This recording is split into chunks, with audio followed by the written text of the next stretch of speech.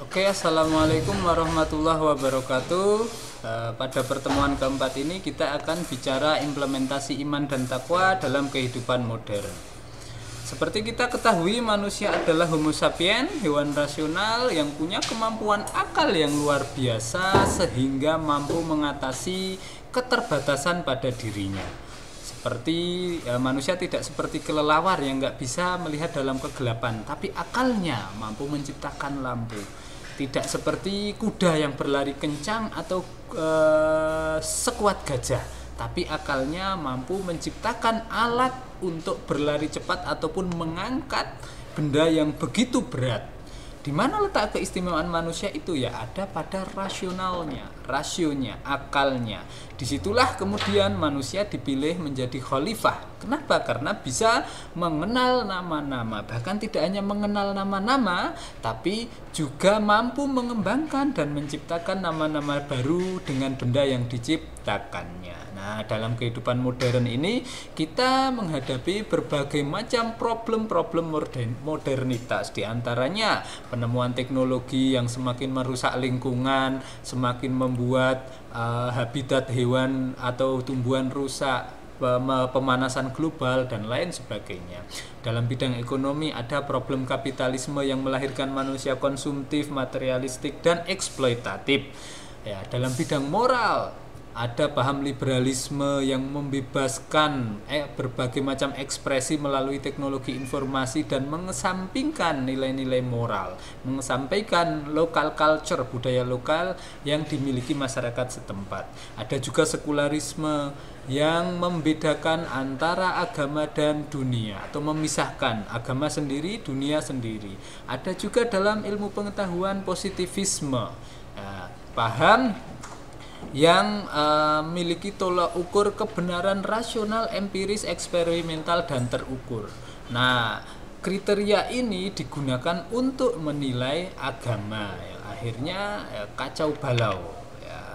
Nah, dalam Al-Quran kita mengenal ayat qauliyah sama ayat kauniyah. Qauliyah itu apa yang ada dalam Al-Quran, wahyu. Kauniyah, ayat yang ada dalam semesta alam raya. Sebagai agama, Islam itu sudah sempurna. Kesempurnaan itu harus kita terjemahkan dalam dunia modernitas saat ini. Dengan apa? Dengan kita selalu menjadi problem solver atau sebagai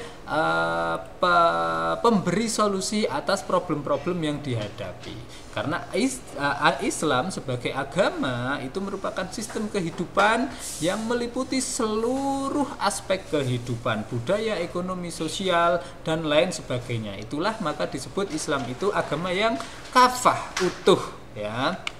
Nah, maka dari itu harusnya keimanan dan ketakwaan kita itu juga punya andil. Tapi sebelum itu kita harus tahu apa itu iman. Nah, iman itu ada 3 hal yang masuk di dalamnya. Itu membenarkan dengan hati, mengikrarkan dengan lisan, dan mengamalkan dengan anggota badan. Ketiga-tiganya harus padu, nggak boleh hilang salah satunya. Imam Ghazali membagi tingkatan keimanan ini menjadi 3. Iman taklidi, imannya orang yang tidak berilmu, hanya ikut-ikutan. Nah, hanya ikut-ikutan apa yang didengar dan dibicarakan orang. Nah, ada juga iman istidlali, imannya itu berdasarkan dalil-dalil saja, baik dalil akal dan maupun dalil nakal atau ayat atau hadis. Nah, ini masih ada bisa salah karena beriman bukan berdasarkan dalil. Nah, yang paling tinggi apa? Iman tahqiqi, yaitu iman ahli makrifat dan hakikat. Benar-benar merasakan, bisa membuktikan, istilahnya menyaksikan keimanan itu langsung, ya, langsung kepada Allah atau penyaksian Allah secara langsung. Ada juga mungkin kategori lain, itu ada iman al-abidin, imannya ahli ibadah. Mereka yang beribadah hanya mengharap surga dan neraka. Seperti halnya seorang pekerja di majikan, dia mau kerja kalau mendapatkan imbalan. Itu namanya imanul abidin, ya.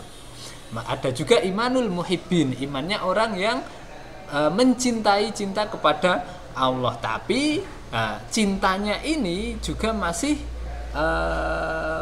punya harap. Kalau cintanya ditolak, hilanglah imannya.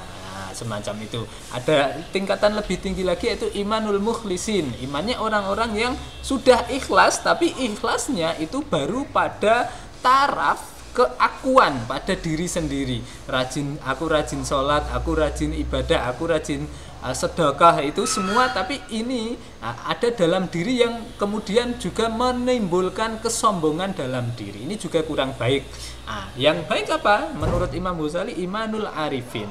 Orang yang imannya itu benar-benar tulus, ikhlas, dan hanya mengharapkan ridho Allah Subhanahu wa ta'ala. Dia paham betul bahwa apa yang ia alami, apa yang ia jalankan di dunia ini semata-mata karena Allah ta'ala. Tidak ada hukum-hukum yang bisa dia jalani atau yang terjadi padanya, itu semua karena Allah. Ini imannya arifin. Oke.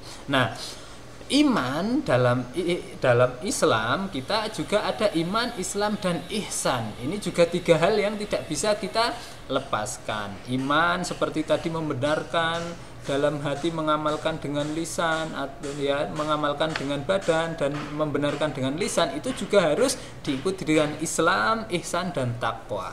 Nah, kalau Islam itu berarti kita menyerahkan keselamatan kita, kemudian ihsan itu berbuat baik. Makanya beriman kita juga harus Islam, juga harus ihsan atau melakukan amal soleh. Nah, yang bisa melandasi itu semua apa? Ya takwa. Karena takwa itu secara bahasa artinya adalah wikoyah, artinya menjaga diri.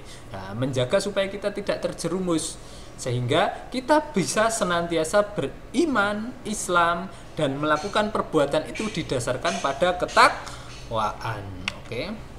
Nah, apakah iman dan takwa punya peran dalam menjawab problem tantangan kehidupan modern? Jelas sekali. Kenapa? Karena iman dan takwa itu sebagai sistem nilai dalam Islam. Sebagai sistem nilai, harusnya dia punya andil besar dalam membentuk perilaku orang yang beriman. Makanya kalau dalam Al-Quran disebut inna akramakum indallahi atqakum. Orang yang paling mulia di sisi Allah itu adalah orang yang paling bertakwa. Nah, kalau orang sudah iman, harusnya dia keimanannya berimplikasi pada 4 dimensi hubungan. Pertama, hubungan manusia dengan Tuhan, ya, atau hubungan vertikal. Dia akan punya sikap optimis, sikap pasrah, dan juga memiliki kontrol diri yang baik karena senantiasa diawasi Tuhan, senantiasa apa yang dilakukan itu nanti akan mendapatkan balasan di surga, dan senantiasa merasa pasrah kepada Tuhan karena ada sesuatu atau zat yang bisa dijadikan sandaran dalam kehidupan. Nah, ada juga nanti implikasinya hubungan manusia dengan dirinya sendiri. Di sini Islam menganjurkan kita bisa harmoni, ya, baik dengan diri sendiri. Meskipun kita harus mengaktualisasikan diri, tapi kita tidak boleh melupakan badan kita. Supaya beribadah ya tetap berjalan, tapi kesehatan juga harus dijaga. Sebagai individu kita juga punya batasan-batasan individual, tapi juga kita harus bersosialisasi sebagai masyarakat. Hubungan manusia dengan orang lain antaranya ya iman itu berimplikasi pada hubungan manusia dengan orang lain. Nah, di sini muncullah konsep ukhuwah Islamiyah, persaudaraan sesama umat Islam, ukhuwah watoniyah, persaudaraan sesama antar masyarakat suatu negara, ada ukhuwah insaniyah, persaudaraan